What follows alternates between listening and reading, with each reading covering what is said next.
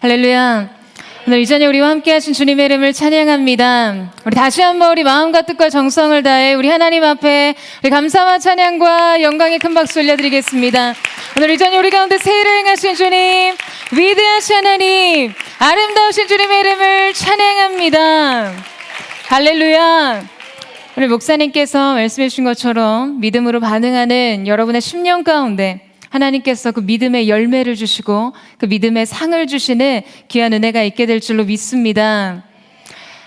네, 저는 원희교 목사입니다. 앞서 목사님께서 이렇게 소개를 너무 이렇게 과찬의 말씀으로 또 소개해 주시고 또 영상에서 제가 섬겼던 교회에 대한 소개가 나왔는데요. 사실 지난 16년 동안 제가 너무나 사랑했던 온누리교회 사역을 또 마치고 지난주까지 사역을 하고 지금은 사실 온누리교회 소속 목회자는 아닙니다. 그래서 제가 여러분 만나기 전에 설교문을 정리하면서 이제 제가 여러분에게 저를 뭐라고 소개해야 할까라고 생각하면서 이제 온누리교회 사역은 끝났고 이제 하나님께서 앞으로 저에게 부르심의 소명을 남겨둔 이 중간 지대의 시간들을 보내면서요, 제가 하나님이 저에게 불러주신 부르심 외에는 저를 소개할 수 있는 것이 아무것도 없다는 사실을 알았습니다.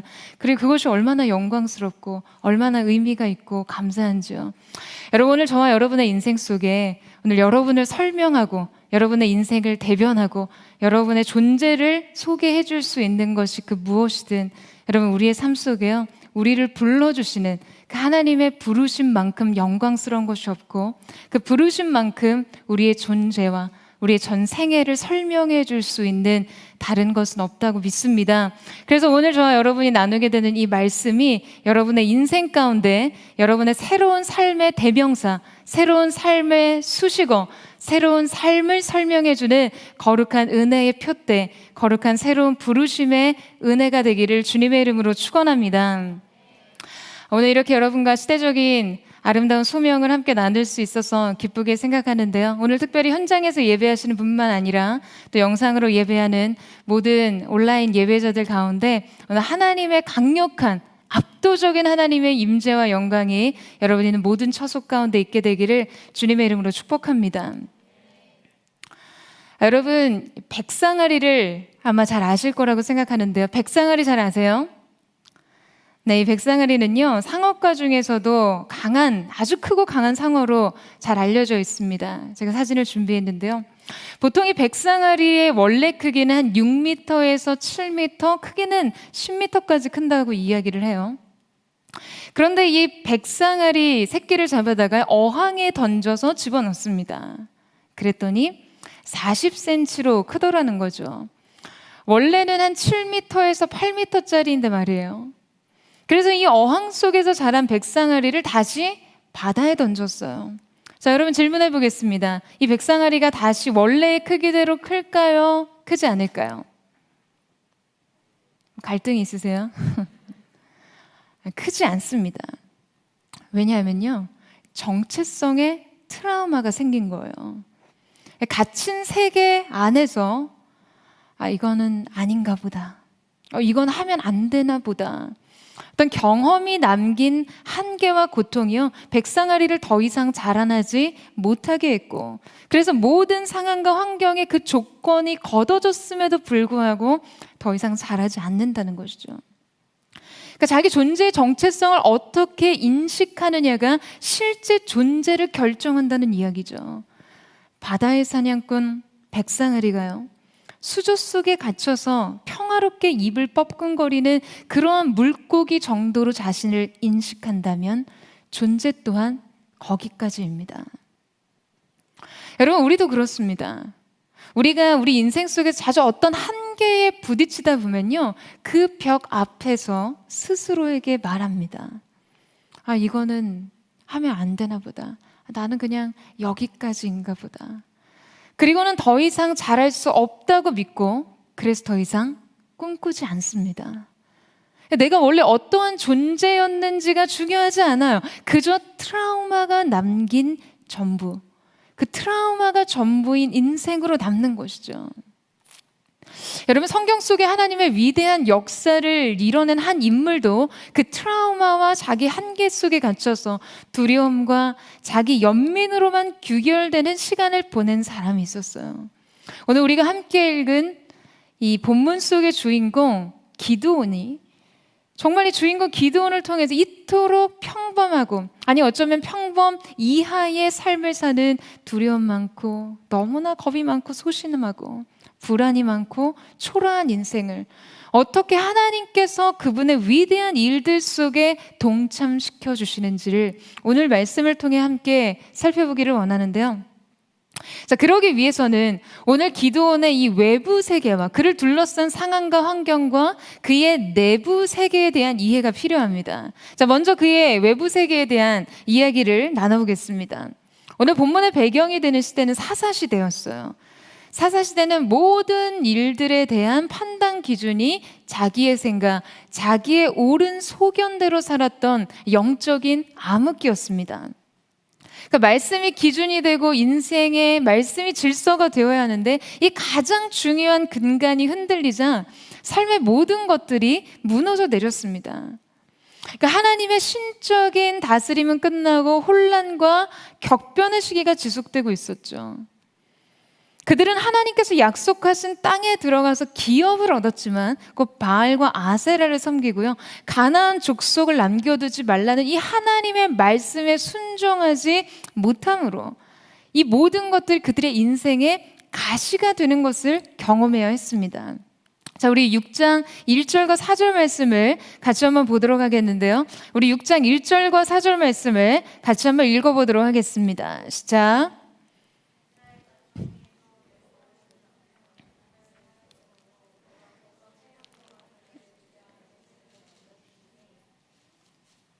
네, 제가 가지고 있는 성경이 우리말인데요.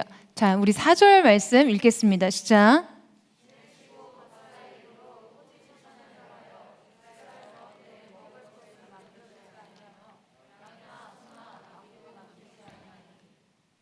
네. 자, 여러분이 말씀해 보면 지금 미디안의 약탈로 인해서요, 이스라엘은 굉장히 빈곤해졌어요. 그들의 압제로 인한 고통은 날이 갈수록 가중되었습니다. 하나님께서 주신 축복이 사라졌어요. 은혜와 보호가 사라졌습니다. 그러니까 여러분 인생에서 열심히 씨를 뿌리고 열심히 추수를 하면 뭘 하겠어요? 너무너무 힘들게 우리의 양떼와 소떼들을 사육하면 뭘 합니까? 그들이 와서 다 망쳐버렸어요. 다 빼앗아가 버렸습니다. 성실은 상실로 이어졌어요. 그러니까 열심히 최선을 다해도 남는 것이 없었다는 것이죠. 그러니까 노력한 만큼의 결실을 얻는 삶, 최선을 다해도 적절한 보상을 받을 수 없었던 삶. 여러분, 절대적인 박탈감과 상실감을 안고 살아야만 했던 그러한 시대였어요. 더불어 여러분 생각해 보세요. 아무리 우리 인생 속에 고난이 깊어도요, 그 고난의 크기를 압도하는 하나님의 위로와 안위가 있다면 견딜 수 있지만 말씀과 은혜가 사라진 영적인 깊은 밤을 지나가고 있었습니다. 그러니까 하나님의 말씀이 시대 가운데 완전히 걷어진 것이었어요. 하나님의 임재가 사라진 그 시간의 영적인 단절감은요, 그들의 영혼 속에 훨씬 더 깊은 절망감을 느끼게 했을 거예요. 여러분, 미디안의 압제를 몇 년이라고 성경이 이야기하고 있죠? 한번 보시겠어요? 뭐라고 이야기합니까? 미디안 압제의 7년의 시간이라고 이야기를 하죠. 히브리 숫자로 7일, 쉐바라는 수는요, 완전수입니다. 그러니까 이게 여러분 완전한 절망을 의미하는 거예요. 절망에 압도된 삶이었던 것이죠. 자, 여러분, 이것이 바로 기드온을 둘러싸고 있었던 그의 외부 세계의 이야기입니다. 그를 둘러싼 상황과 환경의 조건이었다는 것이죠. 자, 그렇다면 이런 상황과 시대를 살아갔던 기드온의 내면 세계는 어떠했는가? 자, 그것을 보여주는 말씀이 있습니다. 우리 11절 말씀을 자막을 통해서 다시 한번 읽어보도록 할 텐데요. 자, 우리 11절 말씀을 같이 한번 읽겠습니다. 시작.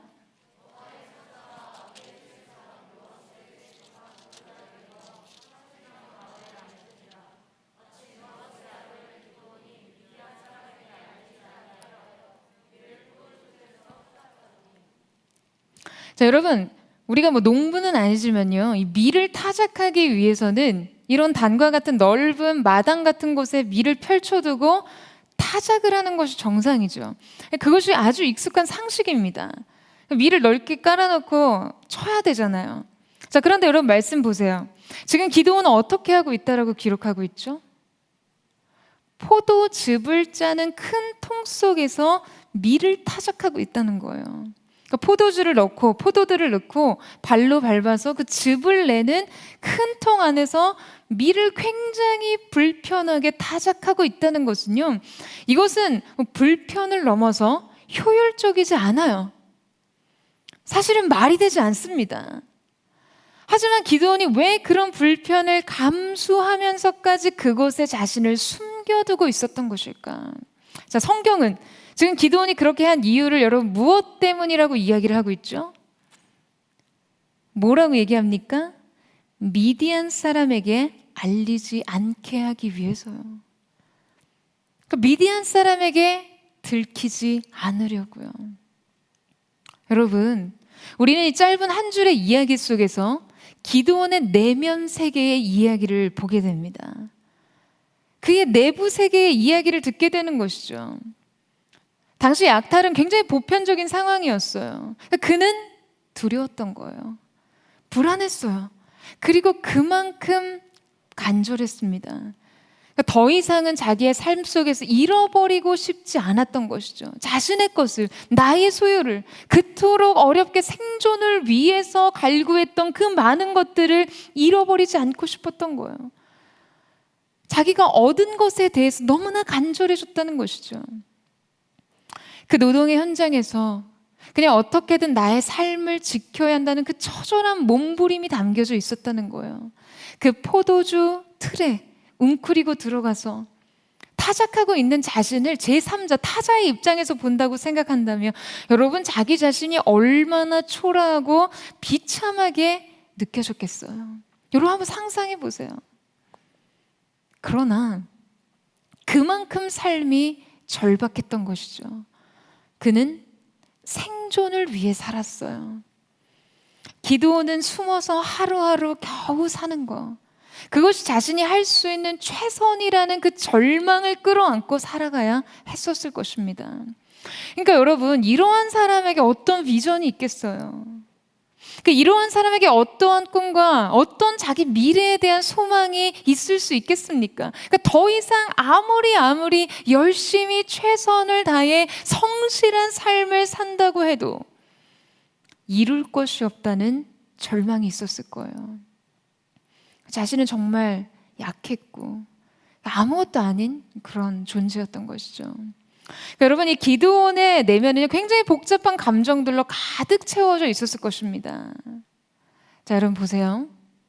오늘 이 자리에 있는 여러분의 삶의 외부 세계가 어떠하든, 이 코로나의 재난의 한복판에서 오늘을 살아가는 여러분의 일상의 삶이 어떠한 외부 세계 이야기로 채워져 있든, 어쩌면 여러분의 내면은요, 이러한 기드온과 같이 포도주 통 속의 삶일 수 있습니다. 그러니까 여러분을 둘러싸고 있는 상황과 환경이요, 여러분이 그토록 소중하게 지키고 싶었던 것을 앗아가고 파괴하고 미래는 너무 불안해요. 내 인생에서 어떤 것을 기대하고 꿈꿀 수 있다라는 것이 전혀 불가능해 보이는, 그냥 없는 것처럼 느껴져요. 그래서 우리의 마음은 그냥 한없이 초라하고 절망적이고 두렵고 우울할 수 있습니다. 오늘의 기드온처럼 말이죠. 자, 여러분, 바로 이런 내적인 절망감에 빠진 기드온에게요, 여호와의 천사가 찾아와서 이렇게 말합니다. 12절 말씀 보시겠어요? 자, 우리 12절 말씀을 같이 한번 읽어보도록 하겠습니다. 12절 말씀 시작.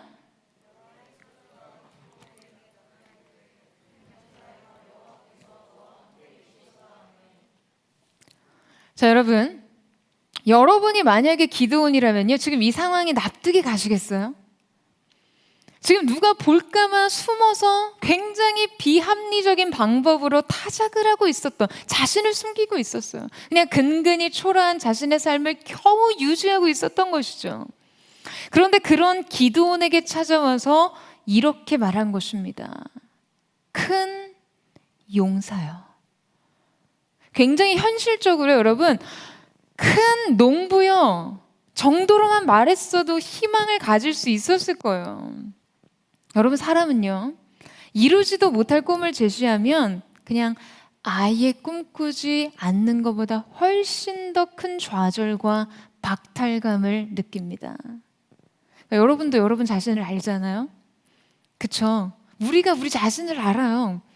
그런데 오늘의 현실을 살아가는 나의 존재의 가치, 내가 평가하고 느끼는 나의 존재와는 너무 괴리가 된 엄청난 존재로서 오늘 말씀이 내 삶을 부를 때 여러분, 그것은 굉장히 즐거운 소망이 되는 것이 아니라 현실적인 나의 삶에 대해 상대적인 훨씬 더 큰 절망감과 박탈감을 안길 때가 있다는 거예요.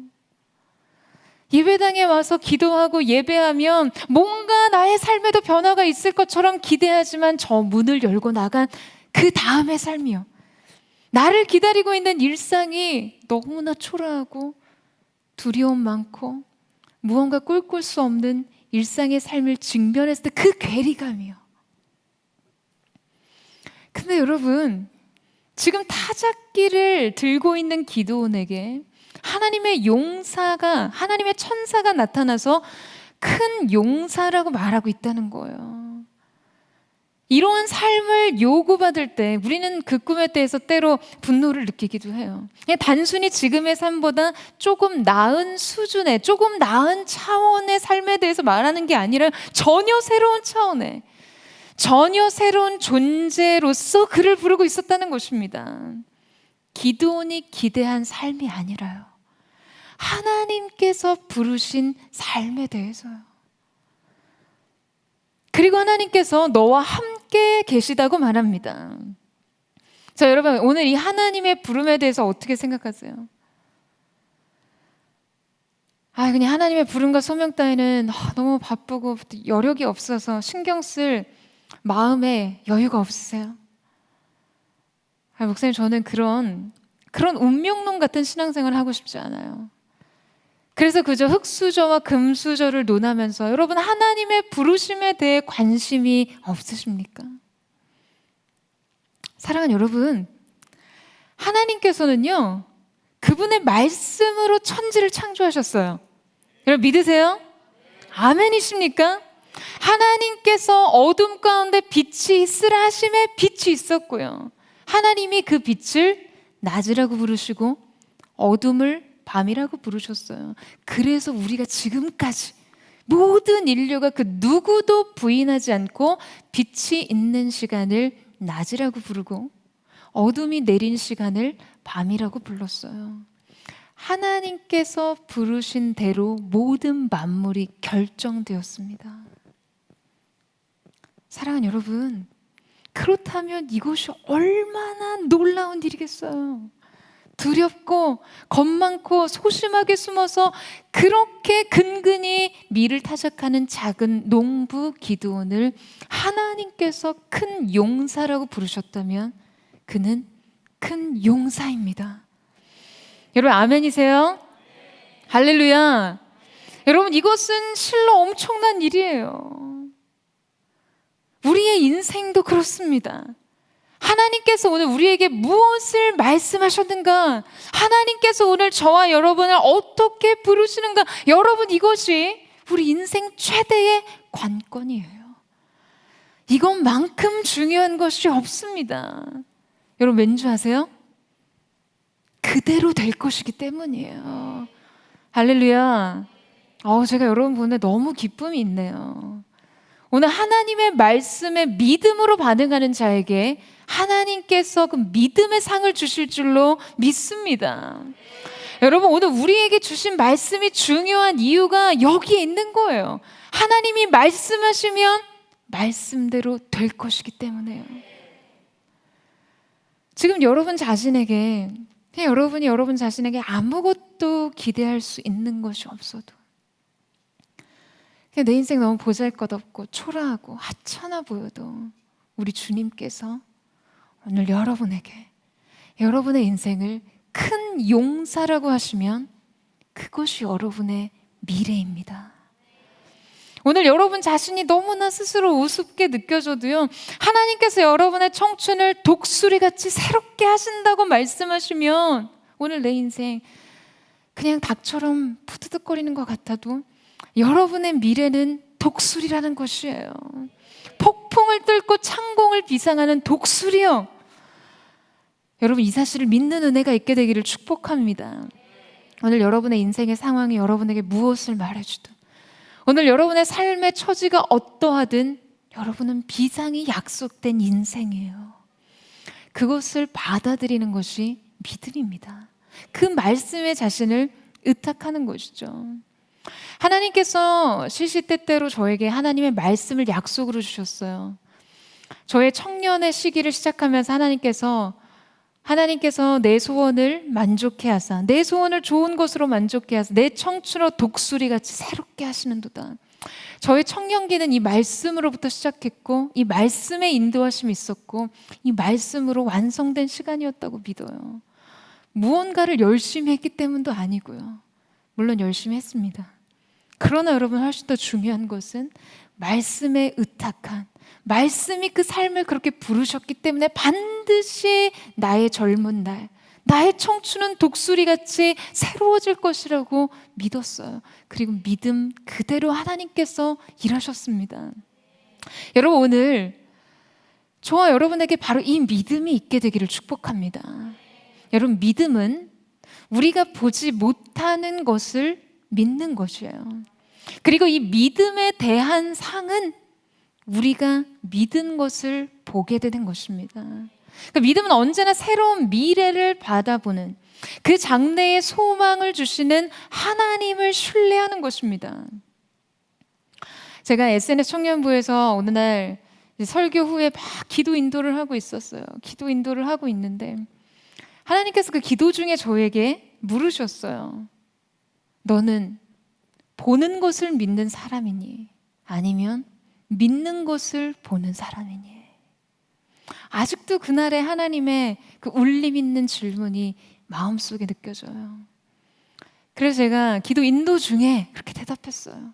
하나님, 저는 믿는 것을 보는 사람이기를 원합니다.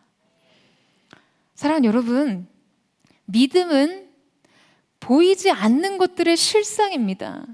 아직 보지 못한 것들의 증거라는 것이에요. 이 사실을 믿으세요? 반드시 믿음에는 상이 있습니다, 여러분. 자기 자신에 대해서도 마찬가지예요. 여러분, 하나님께서는 언제나 우리의 미래를 보고 계세요. 시간의 창조자가 되신 하나님. 우리는 그 하나님이 창조하신 시간 안에서 살기 때문에 시간을 연속선상 안에서 경험하죠. 과거와 현재와 미래의 하나의 일직선의 선상에서 그 시간을 경험하지만, 시간의 창조자가 되신 하나님께서는 우리의 과거와 현재와 미래가 하나예요. 하나와 같이 보십니다. 그러니까 하나님께서는 그분을 통해 완성된 그 시간을 보시고, 그분의 손 안에서 빚어가시는 그 시간을 바라보시고, 현재적 하나님의 사람들에게 완성된 하나님의 말씀을 약속하시는 것이에요. 연약하고 혈기 가득한 시몬이 안드레 손에 이끌려 예수님 앞에 나왔죠. 그때 예수님께서 굉장히 인상적인 말씀을 하세요. 내가 너를 장차라는 말이 중요합니다. 장차, 앞으로, 게바, 베드로라 하리라. 그 뜻은요, 반석이라 하리라 라는 뜻이에요. 예수님께서는 그의 연약한 과거, 혹은 시골 벽천에서 그물질을 하는 별 볼 일 없는 현재적 지금의 모습이 아니라 앞으로 교회의 믿음의 초석이 될 베드로를 보고 계셨어요. 그것이 너의 모습이라고 하십니다. 그러니까 그것이 자아상이 되어야 하는 것이죠. 여러분, 크리스천의 자아상은요, 자기 경험의 흔적이 되어선 안 됩니다. 세상의 시선이 되어서도 안 돼요. 그러니까 저와 여러분의 자아상은 우리의 사명과 닿아 있어야만 합니다. 하나님의 시선과 부르심에 달려 있어야 하는 것이죠. 저는 처음에 이 말씀 묵상하면서요, 과거와 현재와 미래를 동시에 보신 하나님께서 미래에 이미 큰 용사가 된 기드온을 보시고 오늘 그에게 큰 용사라고 불러주시는 걸까? 아니면 하나님께서 오늘 기드온에게 큰 용사라고 불러주셨기 때문에 그가 큰 용사가 되었을까? 닭이 먼저일까? 달걀이 먼저일까? 여러분 뭐 그런 것 같죠?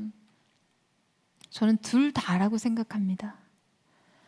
하나님은 기드온에게서 무엇을 보고 계셨던 것일까요? 지금 비록 너의 모습은 한없이 초라하고 보잘것없을지라도 약할지라도 너는 큰 용사가 될 것이다. 왜냐하면 내가 너를 그렇게 불렀기 때문에. 여러분, 하나님의 부르심 속에 그의 미래가 있었어요. 말씀 안에 우리의 미래가 있습니다. 그래서 더 콜링스, 이번 수련회 집회 속에 하나님의 부르심을 여러분이 진짜 듣기만 한다면 여러분은 여러분의 미래를 확신할 수 있어요. 오늘 여러분이 가지고 있는 소유, 여러분이 쌓은 스펙, 가정 환경, 여러분을 설명해주는 그 많은 것들이 아니라 하나님의 부르심이 여러분의 전 존재를 설명하는 유일한 것이자 완성, 그 모든 것을 설명하는 가장 완전한 것이 될 수 있는 것이죠. 사랑하는 여러분, 오늘 우리가 기드온처럼요, 삶이 너무나 무거워서 삶에 더 이상 기대할 것이 없어서 그냥 여러분을 너무나 두렵게 하는 것들이 많아서 나를 불안하게 하고 나를 초라하고 나를 외롭게 느끼게 하는 것들이 너무 많아서 포도주 틀에 숨어서 타작할 수밖에 없는 사람일지 몰라요.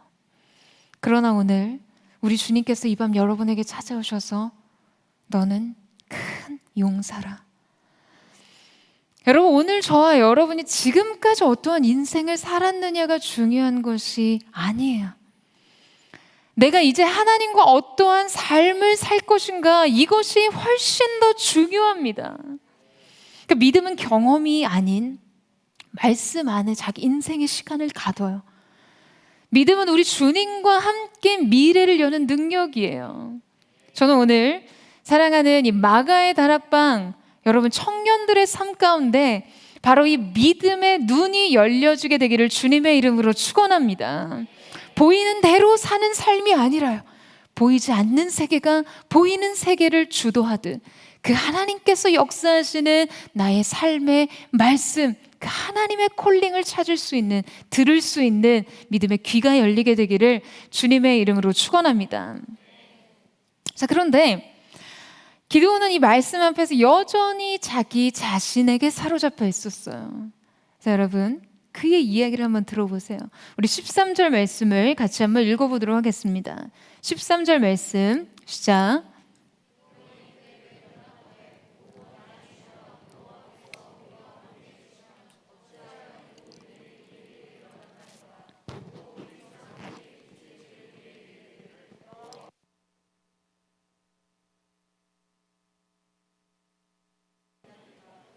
제 여호께서 우리를 버리사 미디안의 손에 우리를 넘겨주셨나이다 하니. 아멘. 자, 여러분, 기드온의 첫 번째 질문은 이것이었습니다. 하나님께서 함께 하신다면 왜 이런 일이 일어나나요? 이것은 우리 모두의 질문이기도 하죠.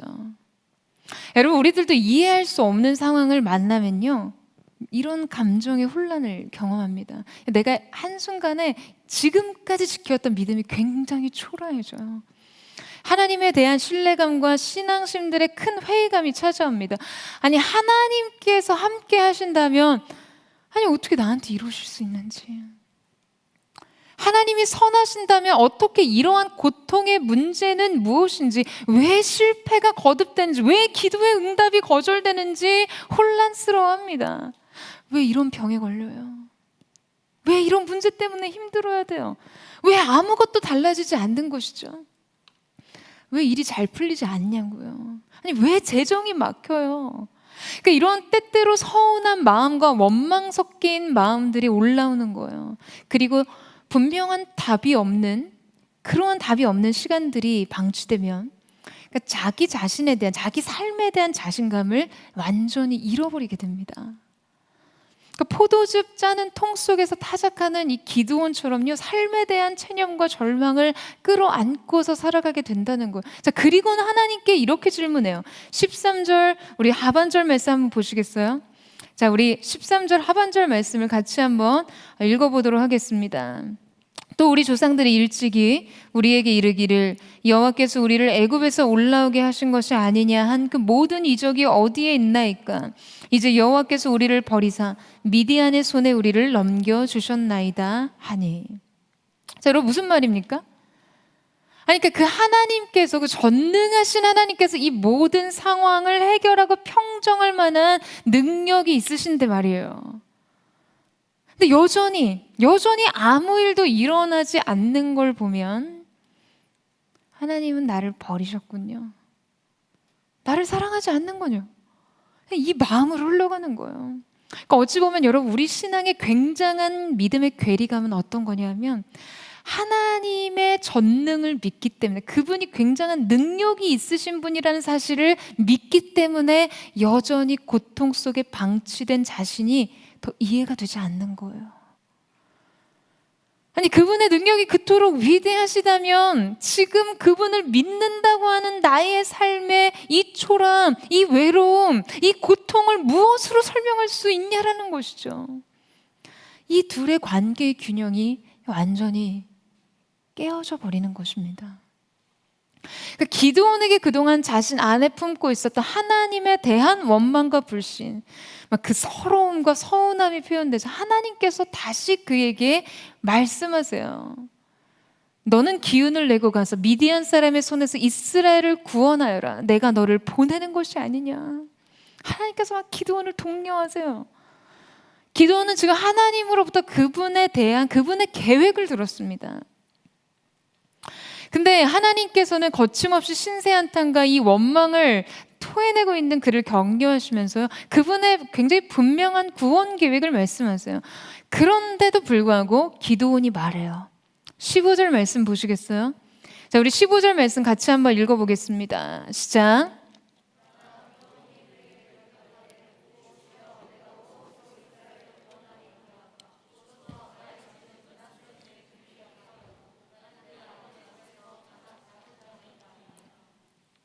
여러분, 과거가 이렇게 무서워요.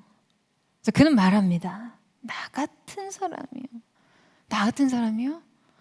나 같은 사람이 어떻게 그런 위대한 일을 할 수 있나요? 지금 여기 숨어 있는 내가. 그에겐 하나님이 안 보여요. 그분의 계획도 보이지 않는 거죠. 그 좁은 포도즙 틀과 그 안에 갇힌 자기 자신만 보이는 거예요. 여러분, 믿음의 문제는 대부분 이 주체를 혼돈하는 것으로부터 시작합니다. 하나님께서 역사의 주체, 우리 인생의 주체. 그러니까 우리가 이 착각이 좌절을 불러오고요, 이 혼돈 속에서 우리는 절망합니다. 그러니까 기드온은 인생의 성취를 자기의 능력으로 가능한 것이라고 생각했어요. 그러니까 자신의 능력을 보니까 절망하게 되는 거예요. 자기 상황을 보니까 좌절감을 느끼는 거예요. 우리의 삶 속에 구원의 역사를 이루시는 분은 누구신가? 여러분, 누구십니까? 하나님이심을 믿으세요? 여러분, 그렇기 때문에 우리가 하나님을 의지하는 것이 우리의 인생 속에서 할 수 있는 최선입니다. 그 하나님을 신뢰하는 것이 저와 여러분이 할 수 있는 인생의 최선이라는 거예요. 기드온이 질문했죠. 기적이 어디 있습니까? 구원의 기적이 어디에 있습니까? 아니, 왜 기적의 능력, 구원의 역사가 떠나버렸습니까? 왜 기적이 나타나지 않는 거죠? 답은 간단해요. 기적을 베푸셨던 하나님이 그들 가운데 계시지 않았기 때문에요. 여러분, 인생의 변화를 원하면서 여전히 변하지 않는 자신에게 매여 있습니다. 하나님 없는 인생의 변화를 꿈꿨어요. 그들은 기적의 하나님을 버렸습니다. 여러분, 어떤 시대라고 얘기했죠? 사사시대였어요. 그분의 구원과 그분의 임재와 말씀의 개입을 거절했어요. 그런데 그분이 지금 내가 너와 함께 하겠다라고 하시잖아요. 말씀의 부재의 시대 하나님의 개입 속에서 하나님이 개입하셔서 그분의 임재를 지금 약속하셨어요. 여러분, 이것이 답입니다. 이것이 우리의 인생 모든 문제의 해결이에요. 이 사실을 믿으십니까? 여러분, 동의보감에 보면요, 이러한 글이 적혀져 있습니다. 통하지 않으면 통이 온다. 무슨 말이냐면 혈류가 순환하는 혈액의 순환, 우리가 흔히 혈액 순환이라고 하죠. 림프의 순환, 근육도 다 열려서 몸이 전체적으로 순환이 잘 돼야 되는데 이 순환의 통이 막히면, 통하지 않으면 고통이 온다는 거예요. 자, 그럼 여러분, 이 문제를 해결하기 위해서 뭐가 필요하겠습니까? 고통을 해결하기 위해서요. 소통이 되지 않아서 고통이 왔다면 고통의 문제를 해결하기 위해서는 뭐가 되면 되는 것이죠? 통하면 통은 사라진다는 거예요. 하나님과의 임재의 소통 속에서 그분이 내 삶 속에 다시금 말씀하시고 개입하시고 하나님의 임재의 기름 부으심이 시작되기만 한다면 통은 사라지는 것입니다. 라비 제커라이어스 책에서 본 일화인데요. 미국의 한 도시의 발전소가 정지해서 갑자기 도시 전체가 마비되었어요. 기술자들이 갑작스럽게 급하게 투입됐지만 문제를 개선할 수 있는 사람들이 없었습니다. 고군분투한 시간들이 지나서 마침내 한 사람이 왔는데요. 그가 딱 와서 이렇게 살펴보더니 버튼 하나를 누르자 시스템이 재가동되었어요. 그러니까 도시 전체를 마비시켰던 문제를 한순간에 해결한 것이죠. 그래서 이 문제를 해결한 사례로 그가 시청에 100만 1달러를 청구했는데요. 청구한 그의 사례 청구서를 받아들인 사람이 이 숫자가 굉장히 의아해서 그에게 질문을 했습니다. 아니 100만 달러면 100만 달러지 100만 1달러는 무엇입니까? 그러자 그가 이렇게 대답합니다. 1달러는 버튼을 누른 것에 대한 비용이고 100만 달러는 어느 버튼을 눌러야 할지를 아는 것에 대한 비용입니다. 여러분, 굉장히 공감되지 않으세요? 여러분, 진짜 그래요. 우리의 삶에서 정말 중요한 것은요, 삶의 문제를 정확하게 진단하는 것이죠. 내 삶의 문제가 진짜 뭐가 문제인지, 그리고 그걸 어떻게 해결할 수 있을지를 아는 것이 필요합니다. 여러분, 그렇잖아요. 우리가 노력을 안 해서 인생이 힘듭니까? 의지가 없어서 모든 것이 이 수준에 멈춘 것이 아니에요. 분명 꿈을 꾸고 그래서 나름의 최선을 다해보고 방법을 동원해봐도 여전히 우리의 삶이요, 전력이 나간 발전소 같고 빗맞은 공처럼 느껴져요. 그러니까 때로는 인생의 고통의 문제들이요, 노력의 문제도 의지의 문제도 있다고 할 수는 있지만 그것보다 본질적으로 중요한 것은 문제에 대한 진단이에요. 그 진단이 잘못되면 처방이 잘못됩니다. 여러분, 감기여서 몸살인데 코로나 진단받아가지고 고생하는 것과 해외 토픽에 그런 거 많이 나오잖아요. 사소한 질병이었는데 항암제가 투여이 돼서 인생 망친 사례들, 이러한 토픽거리를 볼 때도 있는데 잘못된 처방을 받은 사람은 오히려 병을 진전시키고 고통을 가중시킬 뿐이에요. 그래서 여러분, 복음서를 보게 되면요, 예수님께서 한 사람 한 사람 케이스 바이 케이스 동일한 고통의 문제를 할지라도 소경이 눈 먼 소경을 눈뜨게 하신 사건만 봐도요, 누군가에게는 말씀으로 고치시고 누군가에게는 진흙을 잇이겨서 침을 뱉으셔서 눈에 발라주시고 실로암에 가서 씻으라고 하세요. 저마다 그의 인생 속에 숨겨진 그의 스토리에 맞는 예수님의 처방, 예수님의 진단이 이루어졌던 것을 보게 됩니다. 진단이 중요해요. 내 인생의 문제, 그리고 그것을 해결할 것이 무엇인지를 아는 것이 그만큼 중요하다는 것이죠. 여러분, 버튼 하나로 도시 전체의 전력이 다시 공급될 수 있는 일이어도 문제는 어느 버튼을 누를지 모르는 것이 우리 인생의 문제입니다. 여러분, 어느 버튼을 누르시겠어요? 문제를 어떻게 해결하시겠어요? 답은 간단해요. 하나님의 음성을 듣는 거. 하나님을 다시 붙들고 선택하는 거예요. 믿음으로 그분을 선택하는 것이죠. 비록 우리의 눈에 보이지 않아도, 우리의 삶 속에 숨어 계시는 것 같아도 기적의 하나님, 그 위대하신 하나님, 실패가 없는 하나님의 사랑 앞에 다시 서는 것입니다. 여러분, 오늘 하나님께서 이 밤 여러분에게 찾으시는 것이 뭐라고 생각하세요? 오늘 여러분 삶 속에 하나님께서 찾으시는 것은 바로 이 믿음입니다. 기드온에게 있는 어떤 구원의 능력 아니었어요. 그는 강력한 군사가 아니었어요. 그는 지혜자가 아니었습니다. 그의 삶 속엔 탁월함이라고는 찾아볼 수가 없었어요. 그냥 보통 이하의 삶을 사는 사람이요. 평범 이하의 삶을 사는 사람이요. 그냥 과거의 실패와 인생의 트라우마에 갇혀서 미래를 꿈꿀 수 없었던 좌절된 인간이었어요. 하나님께서는 그에게 구원이 필요하다는 것을 아셨습니다. 여러분, 우리가 예수 믿는다고 해서요, 막 갑자기 힘이 세지고 갑자기 내 스펙이 한 줄, 두 줄, 세 줄, 네 줄 아멘 할 때마다 한 줄 한 줄씩 스펙이 늘어나지 않아요. 갑자기 탁월해지거나 갑자기 예뻐지지도 않아요. 싸늘해지네요. 너무 슬퍼하지는 마세요. 대신 이 모든 자연의 법칙을 거스르고 한순간에 뭐 예뻐질 수는 없지만 상대의 눈에 무언가를 씌우게 하실 수는 있어요. 눈에 비닐 같은 게 씌워져서 여러분을 굉장히 멋지고 아름답게 볼 수 있게 하는 성령의 필터링. 그래서 굉장히 오랫동안 한 공동체에 있었는데 어느 날 문득 아울리치 현장에서 갑자기 그 자매가 새롭게 보이는 뭐 이런 효과 있잖아요. 성령의 필터링. 문제는 그게 영구적이지 않다는 것에 있죠. 평생 성령 충만해야만 그 필터링이 지속될 수 있다는 뭐 그런 조건이 있긴 하지만요.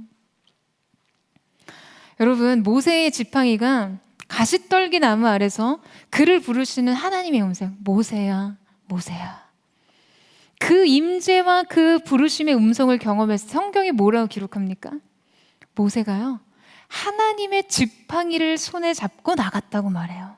그 전까지 보세요. 말씀에 다 모세의 지팡이라고 기록되거든요.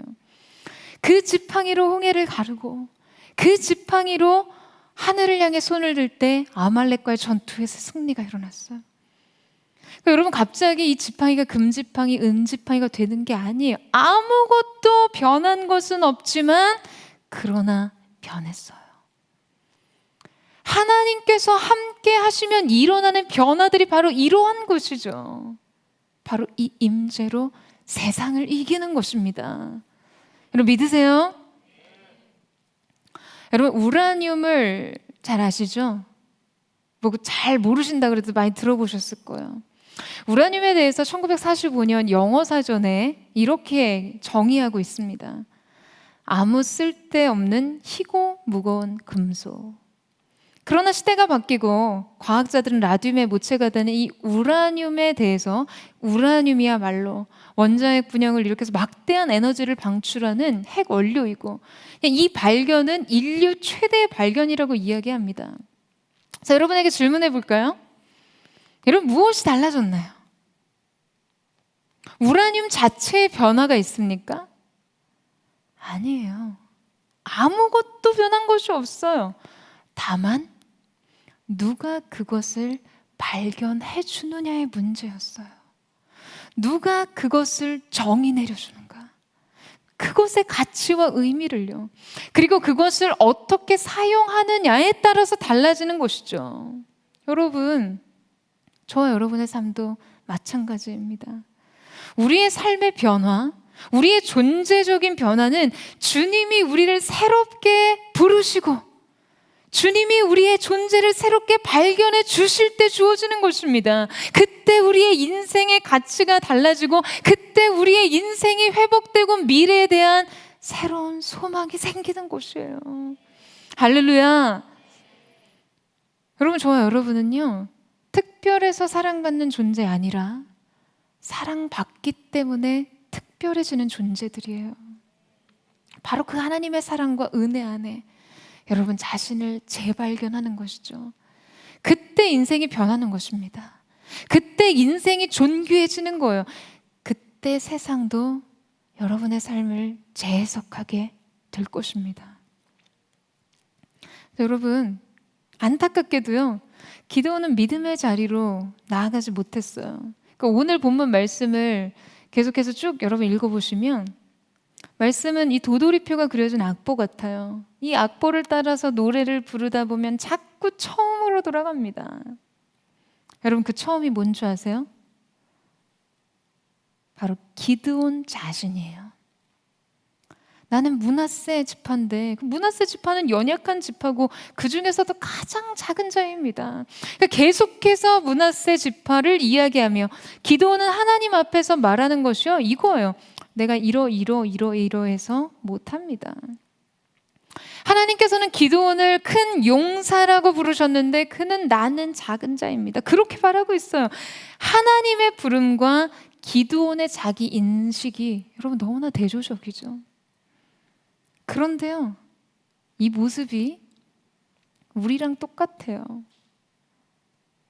여러분이 작은 자라고 말하는 거, 여러분 이거를 절대 겸손이라고 착각하시면 안 돼요. 이 말에는 굉장히 뿌리 깊은 실패감과 좌절감이 담겨 있어요. 겸손은 하나님의 존재와 그분의 능력을 인정하고 신뢰하는 것이지 막 내 약함에 대해서 토설하고 말하는 것이 겸손이 아닙니다. 하나님께서 말씀하실 때 저는 부족해서 잘 못하겠습니다. 이건 겸손이 아니에요. 어찌 보면 교만이죠. 하나님을 믿지 않고 오직 자신만을 의식하는 교만이에요. 그러면서 기드온은요, 자기 과거를 이야기합니다. 나는 므낫세 지파입니다. 그 므낫세 지파에서는 영웅이 나오지 않았습니다. 그러니까 그는 하나님의 음성을 듣고 있지만 여전히 자기 자신에게 집중하고 있어요. 하나님의 계획과 역사의 중심에 여전히 자기의 그 초라한 자신을 대입하고 있었습니다. 여러분, 이것이 문제예요. 하나님은 말씀하시지만 나는 여전히 나 자신에게 붙잡혀 있는 거예요. 여러분, 오늘 저 여러분에게도요, 이렇게 여러분의 인생에도 나의 작음을, 나의 연약함을, 나의 한계를 설명해주는 므낫세 지파가 있습니다. 마치 인생의 아킬레스건처럼요.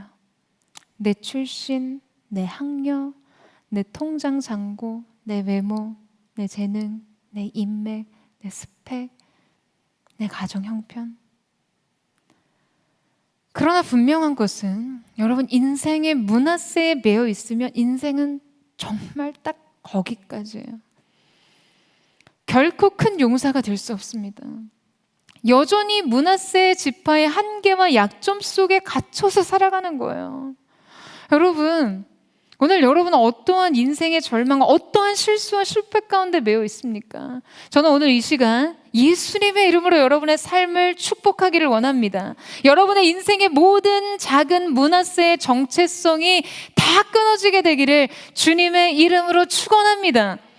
하나님께서는 그 므낫세의 지파에 잡혀있는 기드온을 꺼내주기를 원하셨어요. 자기 약점과 자기 한계에 갇혀있는 기드온을 일으키기를 원하셨어요. 그래서 하나님께서는 계속해서 기드온에게 용기를 주십니다. 자, 16절 말씀 볼까요? 우리 16절 말씀을 같이 한번 읽어보도록 하겠습니다. 시작.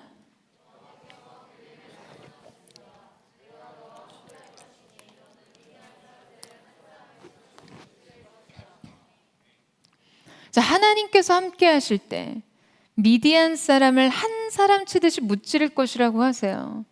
근데 여러분 6장 5절 말씀을 보게 되면요, 어떻게 기록을 하고 있냐면 미디안을 바라볼 때 이스라엘 백성들이 느꼈던 그들의 감정과 그들의 시야를 보여줍니다. 뭐라고 기록하냐면 그들의 짐승과 장막을 가지고 올라와 메뚜기 떼같이 많이 들어오니 그 사람과 낙타가 무수함이라. 그들이 그 땅에 들어와 멸하려고 하니. 그러니까 이스라엘 사람들에게 미디안 사람들이 어떻게 보였냐면요, 이렇게 추수 때에 막 수없이 출몰하는 메뚜기 떼처럼 보였다는 거예요. 추수 때 메뚜기 떼가 싹 쓸고 지나가면 아무것도 남지 않습니다.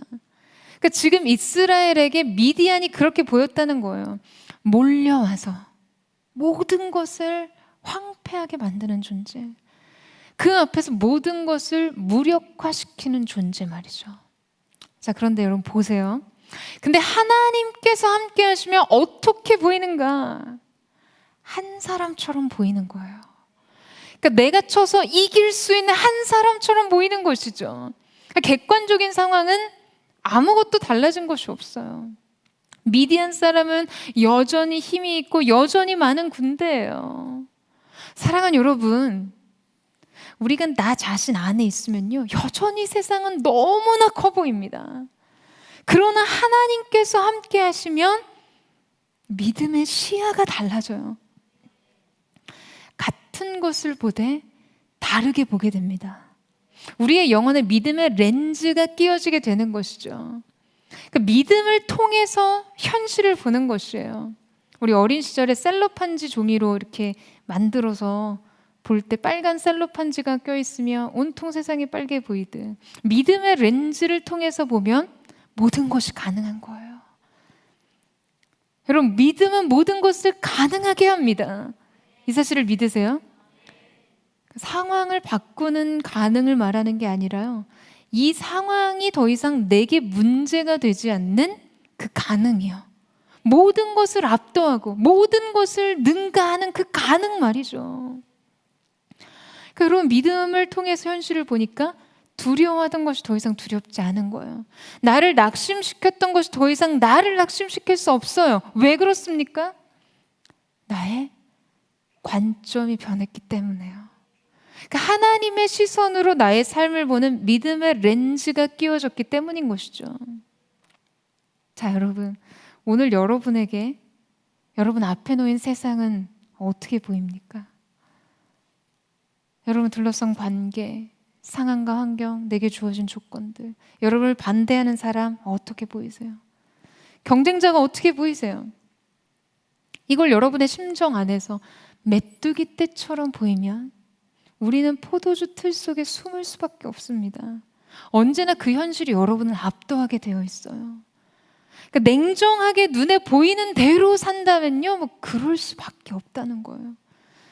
그러나 오늘 우리에게 믿음의 눈이 떠지게 되면 세상을 사는 방법, 모든 삶의 스타일이 달라집니다. 세상에 대해 담대해질 수 있게 되는 것이죠. 그렇다면 우리는 무엇으로부터 그 자신의 확신과 자신감을 얻습니까? 여러분, 믿음이 결여되면 그냥 모든 게 무너져 버려요. 여러분에 대한 하나님의 시선을 의식하지 못한다면 자기 존재감을 찾을 수가 없어요. 하나님의 말씀과 약속을 떠나면요, 확신을 가질 수가 없습니다. 사랑하는 여러분, 오늘 여러분이 붙잡혀 있는 것은 무엇입니까? 과거의 실패와 쓴뿌리, 자기 가능성의 한계, 미래에 대한 불안과 염려입니까? 두려움이세요? 나는 객관적으로 뛰어난 재능이 없고 외모 출중한 거 아니고 인맥도 없고 돈도 없고 가능성도 없고 그냥 외롭고 불안해요. 여러분, 그런데요, 그래서 쓰임받지 못하는 게 아니에요. 우리의 인생이 하나님 앞에 쓰임받지 못하는 유일한 한 가지 조건이 있습니다. 뭔지 아세요? 믿음이 없어서예요. 여러분, 저는 제가 굉장히 사랑하는 SNS 청년들에게 늘 그런 이야기 많이 했어요. 마지막 메시지 안에서도 Not survival, but revival. 생존을 외치는 세대 안에서 재난 속에서도 부흥을 외치는 사람들이 되어야만 한다고요. 여러분, 뜻하지 않게 코로나 상황을 만났을 때 우리 모두가 당황했어요. 한 번도 지나지 못한 길을 가는 새로운 인생의 지도, 시대의 지도를 그려야만 내일을 예측할 수 있는, 아니 예측이 안 돼요. 분명 예측했는데 새로운 길. 여러분, 광야에서는 지도가 필요 없습니다. 왜냐하면 모래바람이 쓸고 지나가면 어제의 길이 내일의 길과 너무나 달라지기 때문이에요. 그래서 광야에서 필요한 것은 지도가 아니라 나침반이죠. 방향을 설정하는 거예요. 여러분, 우리가 우리의 인생의 길을 걸어갈 때 여러분, 정확한 해답을 찾기 원하죠. 명료성을 구하죠. 이걸 하면 이러한 인생의 결과를 얻을 수 있는 확실한 답을 얻고자 하죠. 미안하지만 여러분, 그러한 삶은 없습니다. 우리의 삶 속에서 믿음을 지키는 사람들의 인생 속에서는 영적인 나침반만이 필요할 뿐이에요. 하나님의 인재의 표대가 되는 불기둥과 구름기둥과 같은 말씀, 하나님의 현현을 경험하게 되는 하나님의 임재로서 오늘의 삶을 사는 것이죠. 그래서 그 믿음으로 인해 시대가 재난을 만나자 누구나 너나 나도 다 생존을 외칩니다. 근데 여러분, 그래요. 세상은 서바이벌을 외치는 것이 맞아요. 그런데 우리마저도요. 여러분, 교회마저도 영혼의 생존만을 외쳐야만 하겠습니까? 물론 여러분, 저도 여러분의 삶이 얼마나 힘들다는 거, 어렵다는 거 잘 알아요. 세상의 도전 앞에서 늘 초라한 자기 자신에 갇히고 자신에게 머물수록 인생이 자신 없어진다는 것도 너무나 잘 알고 있어요. 이 유례 없는 재난이 우리를 덮쳤고, 그냥 최근 신앙 안에 신앙인이라는 이 사실이 너무나 초라하고 때로는 부끄럽기까지 한 이름이 되어버렸어요. 그래서 청년들이요, 정말 이 정도 신앙생활 하는 것도 너무 어렵다고 하고, 어른들은 그래도 교회 나오는 것만으로도 고맙다고 이야기하기도 합니다. 그러나 여러분, 과연 우리 하나님께서 이 시대의 청년들에게 기대하는 수준이 이 정도이실까요? 오늘 예수를 믿는다고 그분을 나의 인생의 주인으로 믿고 따르는 이 시대의 청년들에게요, 그 청년들에게 우리 주님께서 기대하시는 수준이 생존을 따라 사는 삶, 그 정도의 수준일까요? 저는 그렇지 않다고 믿습니다. 재난 속에서도 부흥을 외칠 수 있는 사람, 여러분, 이 사실을 믿으세요? 생존이 아닌 부흥을 추구하는 삶, 행복이 아닌 거룩을 추구하는 인생이요. 여러분, 하나님께서 7일째 되는 날을 복 주시되 그날을 거룩하게 하셨다고 하셨어요. 세상의 행복론에 속지 마세요, 여러분. 우리의 인생의 축복은 거룩입니다. 하나님과 연합하는 거룩이요, 그것이 우리가 추구해야 될 복이에요. 그것을 추구하며 이 재난 가운데도 부흥을 선포할 수 있는 하나님의 사람이 되기를 주님의 이름으로 축원합니다. 여러분, 영혼의 생존을 넘어서 부흥을 외칠 수 있는 믿음의 사람으로 사세요. 그렇다면 어떻게 서바이벌이 아닌 리바이벌을 위해서 살 수 있을까? 여러분, 답은 하나입니다. 서바이벌에 살베이션이 개입되면 되는 것이에요. 생존에 구원이 개입되면 되는 것이에요. 매 순간 여러분의 일상의 그 한복판에 여러분이 생존을 위해서, 오늘도 여러분의 인생의 일상을 지키기 위해 치열하게 몸부림치는 여러분의 삶의 모든 순간순간 전능하신 하나님의 구원이 개입하면 되는 것입니다. 여러분, 저는 저와 여러분의 인생 속에 매번 매 순간 이 하나님의 구원의 개입이 있게 되기를 축복합니다. 이 문 열고 나가는 거 두려워하지 마세요, 여러분. 그 문 밖에 하나님의 임재가 여러분을 기다리고 계세요. 그 문 밖에서 하나님의 구원이 여러분의 인생을 기다리고 계십니다. 오늘 아무도 주목하지 않은 여러분을 향해서도 하나님께서 말씀하세요. 큰 용사요. 이것이 오늘 저와 여러분에게 주시는 새로운 우리의 정체성입니다. 이것이 그분의 부름이고 이것이 우리의 삶이에요. 우리가 이 부르심의 인생을 거는 한 여러분, 이 세대도 세상도 이 부름대로 여러분의 삶을 읽어내려가게 될 것이에요. 이 부름대로 우리를 발견하게 될 것입니다. 그래서 여러분, 저는 제가 청년들의 삶을 위해서 기도할 때마다 늘 그 기도했거든요. 하나님, 이들이 세상과 경쟁하지 않게 해주십시오. 도토리 키재기 하듯이 여러분, 그렇게 경쟁하는 게 아니에요. 우리의 부르심은 세상과 경쟁하는 것이 아니라 세상을 이기는 자들입니다. 이 사실을 믿으세요? 우리의 자신감은요, 우리를 부르신 하나님의 부르심, 우리와 함께 하시는 하나님께 있는 것입니다. 이 사실을 믿는 은혜가 있게 되기를 주님의 이름으로 축원합니다. 한 가지만 여러분과 더 나누고 싶은데요, 정말 그리스도 안에서 이 인사를 여러분에게 나누고 싶어요. 오늘도 비가 내렸죠. 여러분, 우리의 삶은 굉장히 날씨의 영향을 많이 받습니다. 하루하루의 삶이요. 특히나 요새 같은 이 코로나 재난 상황 속에서, 재난과 위험과 폭풍 같은 변화 속에서 그냥 속수무책 휘청휘청 거리기 너무나 쉬워요. 이렇게 수련회 때 우리가 정말 말씀으로 은혜를 나누고 내일은 정말 내 삶이 달라질 것 같다고 생각했을지라도 인생의 날씨에 흔들릴 자신이 뻔해서 정말 때로는 예배를 마치고 삶의 다음 페이지를 넘기는 게 두려운 순간들이 있어요. 저희 공동체에 이 비행기 여객기를 운항하는 기장이 있었는데요. 언젠가 이 비행기에 대한 대화를 나눌 때 나눴던 이야기가 기억에 남습니다. 폭우가 막 쏟아지고 천둥 번개가 치고 먹구름이 잔뜩 끼어 있을 때 비행기가 굉장히 엄청나게 휘청거리고 흔들리죠. 롤링이 굉장히 심해요. 그런데 비행기가 이 구름층에 머물러 있을 때는요, 대기의 영향을 있는 그대로 다 받아들이게 됩니다. 가장 민감하게 대기의 상태에 영향을 받게 된다는 거죠. 근데 막상 비구름이 머무는 이 구름층을 뚫고 올라가서 높은 고도에 위치하는 순간, 그 올라가는 순간은 굉장히 위협적이긴 하지만요, 그 구름층을 뚫고 올라가는 순간 믿음에 아주 믿기 힘든 만큼의 고요가 찾아온다고 해요. 햇빛이 반짝거리고 눈부시게 맑은 하늘이 펼쳐집니다.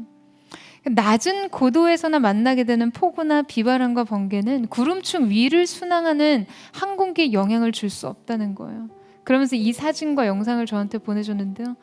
이 영상은 엄청난 폭우와 비바람이 불었던 서울 항공을 이륙한 상태의 여객기에서 조종실에서 찍은 영상과 사진이었습니다.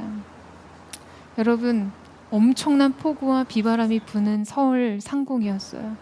그런데 그 비구름층을 뚫고 올라간 여객기의 앞에 펼쳐진 하늘은 너무나 고요하고 아름답기까지 했다는 거죠. 그래서 비행기를 타고 가다가도 이 기류가 좋지 않은 시간을 지날 때 이 기장들은요, 고도를 수정합니다. 고도를 더 높은 곳에 그 롤링을 피하게 되죠. 제가 이 이야기를 나누면서 나는 정말 내 인생의 영적인 고도를 항상 높이 둬야겠구나라는 생각을 했어요. 여러분, 삶이요, 쉽고 간단하지 않아요. 우리가 여기서 마음껏 아멘을 외치고 할렐루야를 선포하고 하나님을 예배하지만 우리가 우리의 일상의 삶의 순간 그 한복판으로 들어가면요, 나의 내면 세계 이야기 속으로 빨려 들어가면요, 엄청난 비구름층 안에 함몰되기 쉽습니다. 여러분, 그럴 때 그 영적인 대기의 영향 아래서 언제나 빠르게 벗어나세요. 그냥 상황의 환경에 모진 비바람을 다 맞고 내 내면의 이야기 속에 함몰돼서 휘청거리는 대신에 여러분의 마음속에서 생각 이상의 생각을 하지 말라고 하셨음에도 불구하고 너무나 복잡한 두려운 생각과 질문들 속에 휩싸였을 때 영적인 고도를 높이셔야만 합니다. 여러분, 높이 높이 말씀으로 다시 한번 기도로 비상하셔야 돼요. 여러분, 자신으로부터, 나의 삶의 한계로부터, 여러분, 세상이 여러분에게 요구하는 그 모든 삶의 매뉴얼과 성공론으로부터 높이 올라서는 것이에요. 그래서 하나님께서 함께 하시는 임재의 길 위에서 만나게 되는 영적인 순항, 순적하게 여러분의 미래를 소원의 항구로 인도하시는 그 하나님의 은혜를 매일의 삶 가운데 경험하게 되는 저와 여러분 되시기를 주님의 이름으로 축원합니다. 오늘 여러분에게 큰 승리가 있게 되기를 주님의 이름으로 축복합니다. 여러분의 인생의 모든 작은 문하세의 정체성이 끊어지고 오늘 주님께서 옷 입혀주시는 큰 용사라, 이 부름 앞에 순복하며 믿음으로 고백하는 저와 여러분 되시기를 주님의 이름으로 축원합니다. 우리 함께 찬양하며 기도하며 나아갔으면 좋겠습니다. 이 시간 함께 우리 찬양하며 주님 앞에 나아갔으면 좋겠습니다. 주님, 연약하고 부족한 나의 삶 가운데 이 시간 주님 찾아오셔서 말씀하여 주시고 나의 믿음을 통하여 주님의 새 역사의 일들 가운데 동참케 하여 주시옵소서. 소망 없는 내 삶에 새 생명 허락하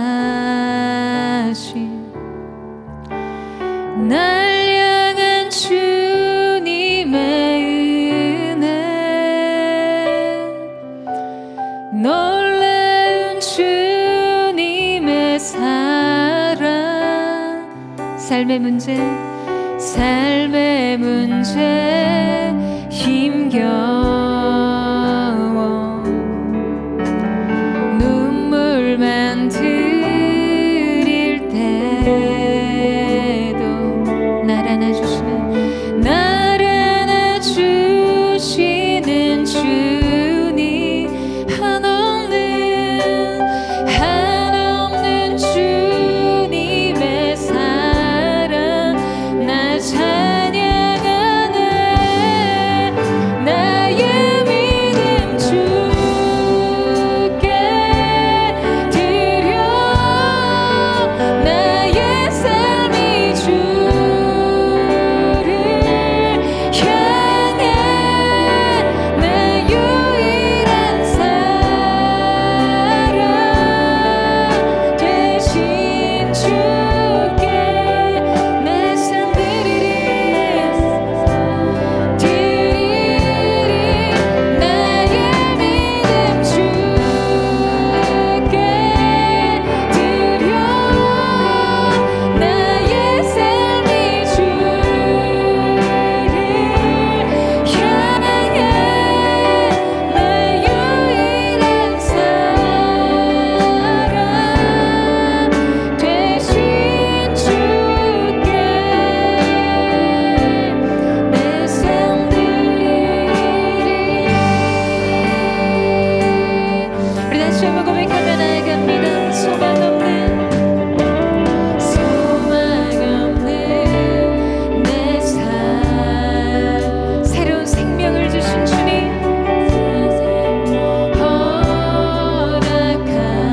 허락하신 날 향한 주님의 은혜, 놀라운 주님의 사랑, 삶의 문제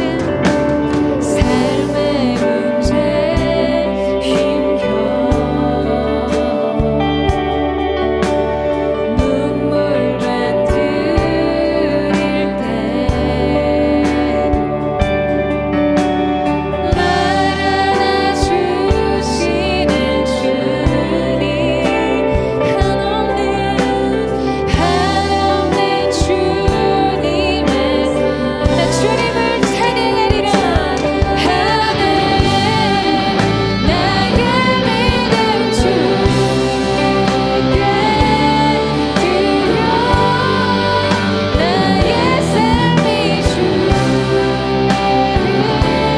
향해 내 유일한 사랑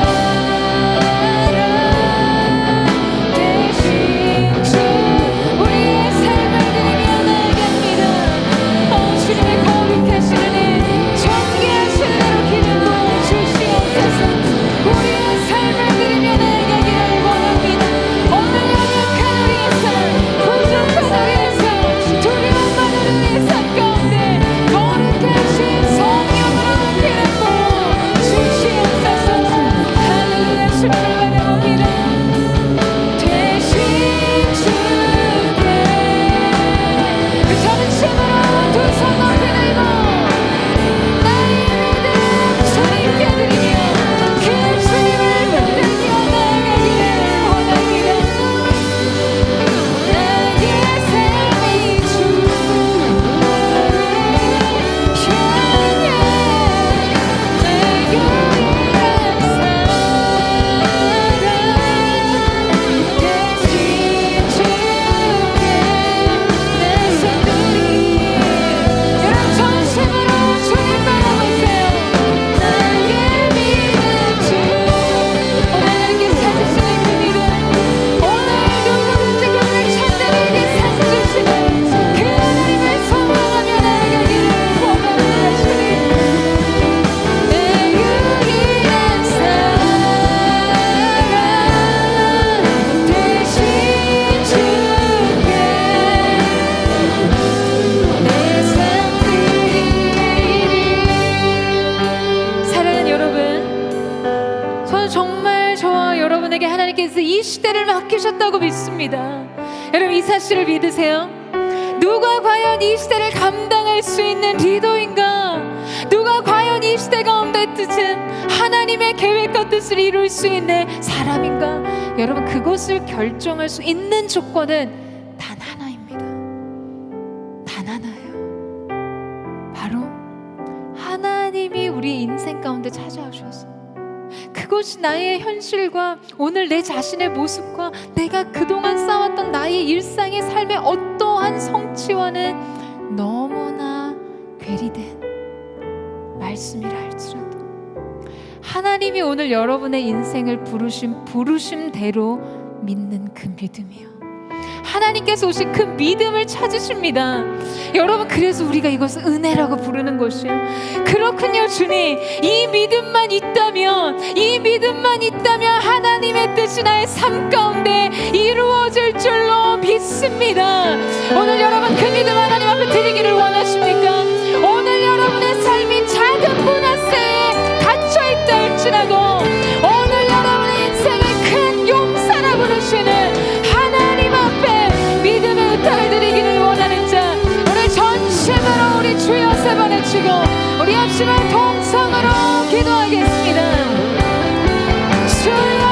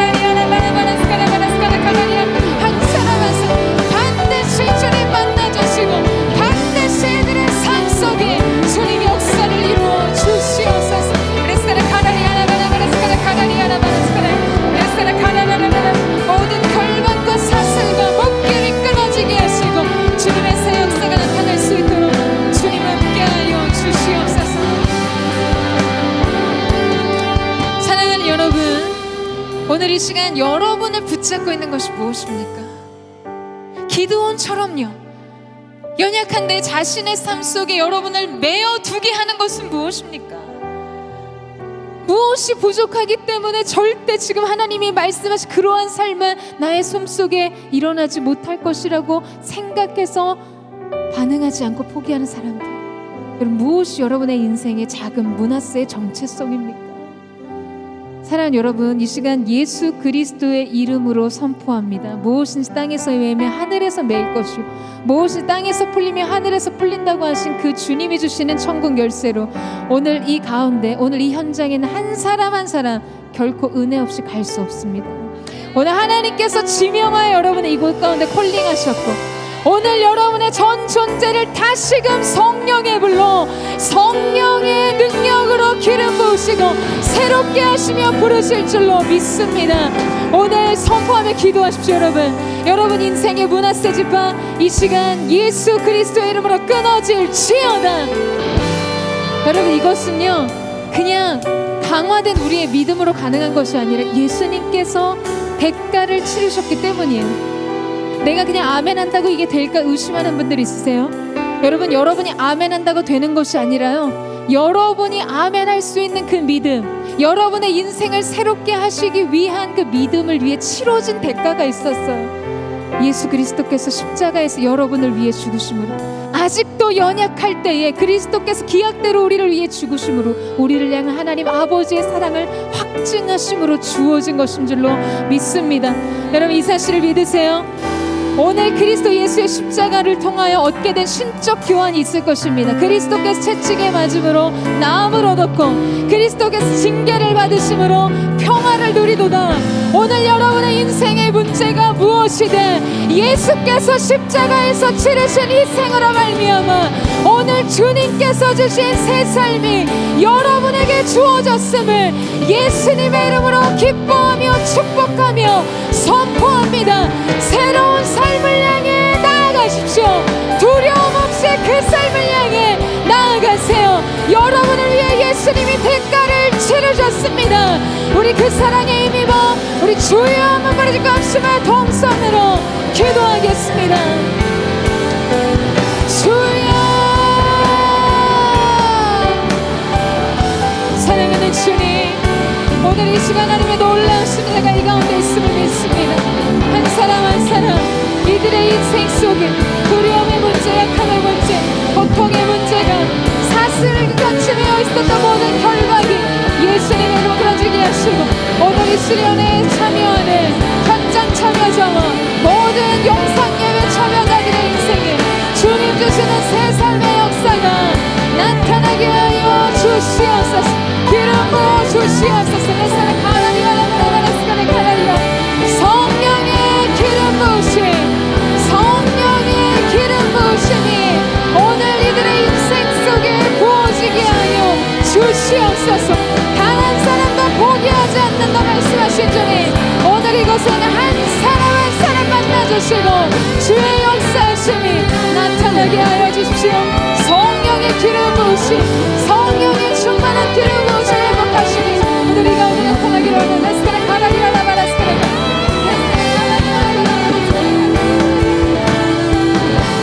주의 새로운 하심이 전 존재를 변화시키시는 그 성령의 역사가 이 가운데 나타나게 하여 주시옵소서. 서기는 더러운 어둠의 세력에 귀를 기울이지 않고 주님의 말씀을 향해 달려갑니다. 주님의 말씀을 신뢰하는 믿음으로 인생의 고통의 사슬로부터 벗어나며 주님의 부르심의 영광에 동참하기를 원하오니 기름 부어 주시옵소서. 변화시켜 주시옵소서. 세를 행하여 주시옵소서. 여러분, 우리 한 번 더 기도하며 나아가기를 원합니다. 한 번 더 기도하며 나아갈 때 여러분, 부르심의 정체성이 있어요. 저는 마가의 다락방 교회, 여러분 이 이름으로 또한 여러분을 한 공동체 안에 부르셨습니다. 오늘 이 자리가 2000년 전 마가의 다락방에 임하셨던 거룩하신 성령의 역사를 체험하는 현장이 되기를 주님의 이름으로 축원합니다. 예루살렘을 벗어날 수 없었던 인생이 성령의 임재로 말미암아 권능을 받고 예루살렘과 유대와 사마리아와 땅끝까지 이르러 증인될 수 있는 삶을 살 수 있던 비결, 성령의 기름 부으심.